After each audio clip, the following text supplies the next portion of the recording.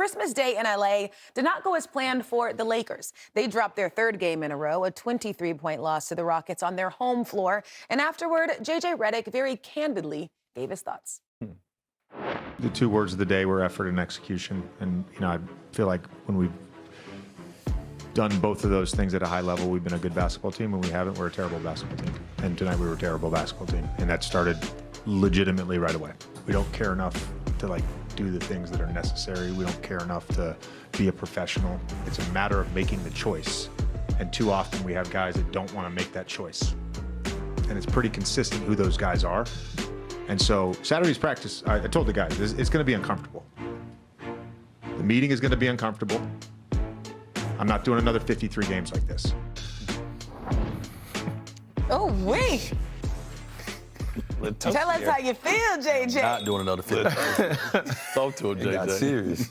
I mean, certainly a lot to unpack there. We don't care enough right now, says the meeting on Saturday is going to be uncomfortable. I mean, how do you assess that press conference from JJ, but also how should they be approaching solutions? For one, I think you got to go have a team meeting or where you're watching film and call the guys out you want to talk about. Not bring it to the media and say it, but have it in the locker room, this is who I'm talking about. Don't hide behind it. Talk to him.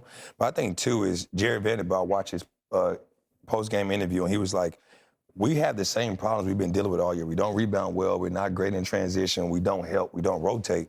But we was winning games. Luke and Austin Reed was playing so special early on. Nobody talked about it. Now they're on a losing streak. They're not playing as well as they was early on. And those adjustments are happening. For me, I think one move I would love to see is taking Rudy out the starting lineup, adding Marcus Smart there. I think a guy that's going to be able to guard the best player, be able to get him spacing and get him shots. That's what they need because Rudy's great. He does the other little things, the little intangibles, but he's not supposed to be guarding the Kevin Durant, guarding the best player on the opposing team. So I think that's what you got Marcus Smart or Jared Vanderbilt for. One of those guys need more minutes because those hustle and play hard every play and get those extra effort plays, those two guys would do that. So would you say it's an effort problem? I think it's an effort problem, but I also think it's just communication. You can't have 5 guys in the starting lineup that don't defend at a high level. Yeah. You got to be able to guard. And, we're not trying to blame Rudy or pick him out of everybody, but he's not supposed to be guarding Kevin Durant or guarding Cade Cunningham on a nightly basis. That's what you got a Marcus Smart or Jared Vanderbilt for.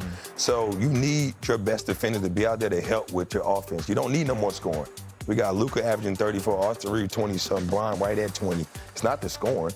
It's the other extra effort plays and what are we giving defensively.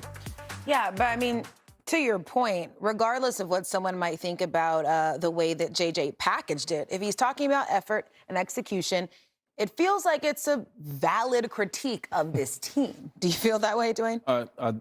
It's definitely valid. First of all, JJ he's in his presidential term right now.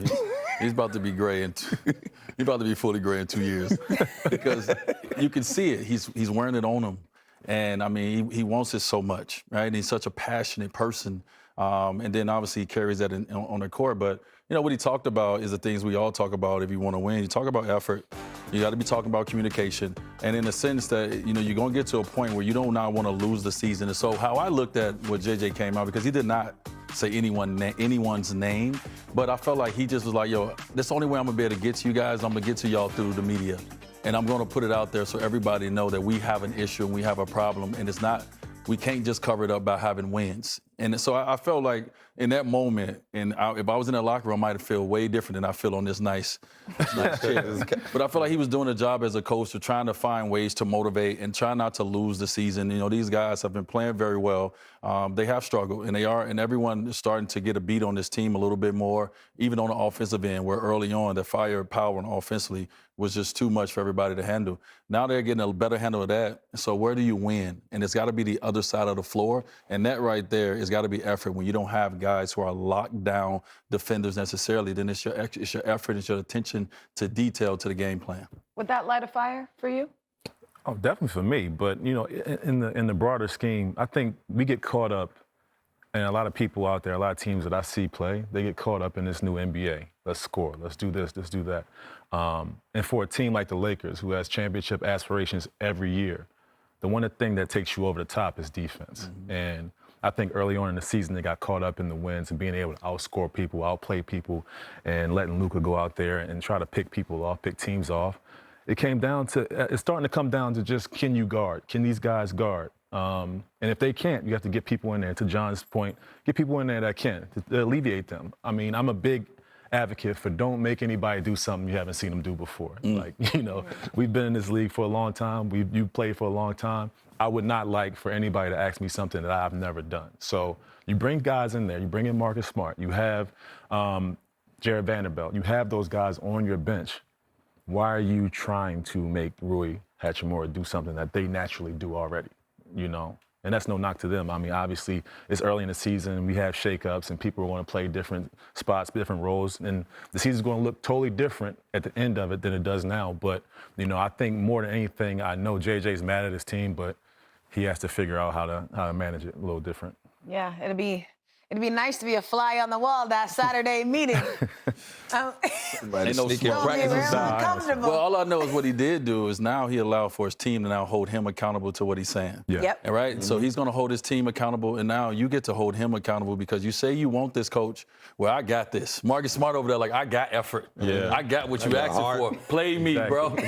Let me get my minutes. Give me some. You know what I'm saying? I mean, it's right after a game that they just lost. So obviously he's a little hot too. So, you know, he had time to cool down, you know, maybe rethink some things. And I'm sure sometimes he thinks, maybe I shouldn't have said that too. You know, he's human, so. Yeah. Where do you all feel LeBron is in all this? You know, obviously seeing your head coach, if you're talking about effort and execution, I'm sure LeBron has thoughts himself on it as well. I'm 23 years in. Like, I'm gonna give you the best I can, but like, be realistic. What more do you really expect from me? Like, I'm 23 years in. You know what you're gonna get from me. I can't be the same LeBron that was in the passing lane or guarding the best player at the end. I'm gonna give you some effort plays. Some nights I might not have it, but that's what you have those other guys for. They supposed to come in and pick that load up for him. So he looks himself in the mirror like, yeah, I'm not the same LeBron I want to be, but they already know that. I still take him on my team. Nah, for sure. I think anybody would. Brian on his golf simulator right now. Man. But he ain't doing it. He working on that, getting it under. Practice. Brian ain't worried about I am practicing. But he said that I ain't worried about this. They asked him about somebody. He say, listen, I don't know. I'm watching YouTube golf. I'm watching people get their little He swing ain't going. worried. Also, unfortunate news for Lakers as well. Austin Reeves, diagnosed with a grade 2 calf strain, will be reevaluated in 4 weeks. So they certainly have some things they'll have to figure out here in LA. I'm Taylor Rooks with NBA on Prime. Thanks so much for watching. Don't forget to hit that subscribe button to see interviews with your favorite players, experience the most exciting moments from around the league, and see what the NBA on Prime crew is up to all season long.